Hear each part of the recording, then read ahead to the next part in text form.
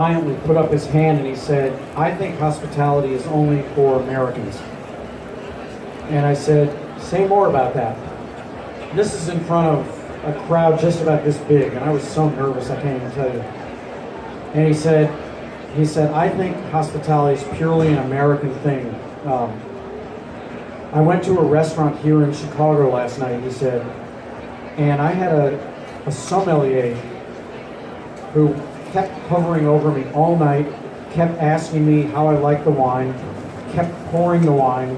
Every time I took a sip, he refilled it with another sip and a half, introduced himself by name." He said that was not only too much hospitality, but we don't like it that way. So I said, "Let me ask you a question, sir. Did you feel like he was on your side?" Because that's my only definition of hospitality.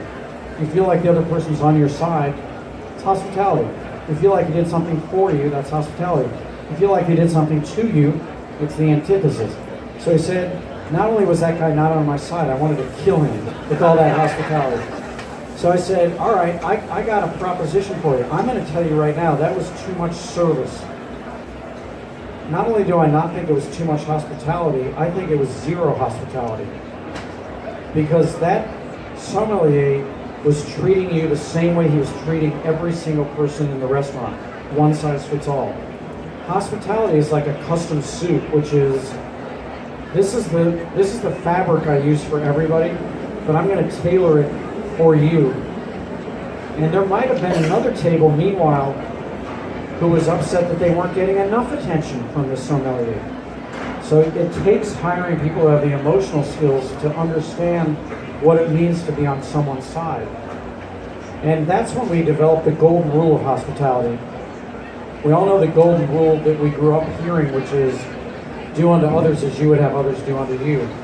But the golden rule of hospitality is do unto others as you believe they would want done unto them. And you must understand that everyone wants it done a little bit differently. Speaking of hospitality, Tailor, which is the great restaurant in Paris, 3 Michelin stars, the saying was, "You're having fun while taking service seriously." Now that sounds like a contradiction, but it really isn't. How do you look at that? Well, Tailor is probably that was probably the greatest mentor I ever had in the world of combining service and hospitality. It is. Monsieur Vlinat passed away probably about 8 or 9, 10 years ago.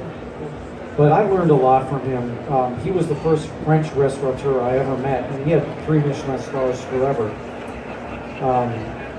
He was the first patron of a Michelin restaurant I ever met who smiled his way through all this excellence. He had a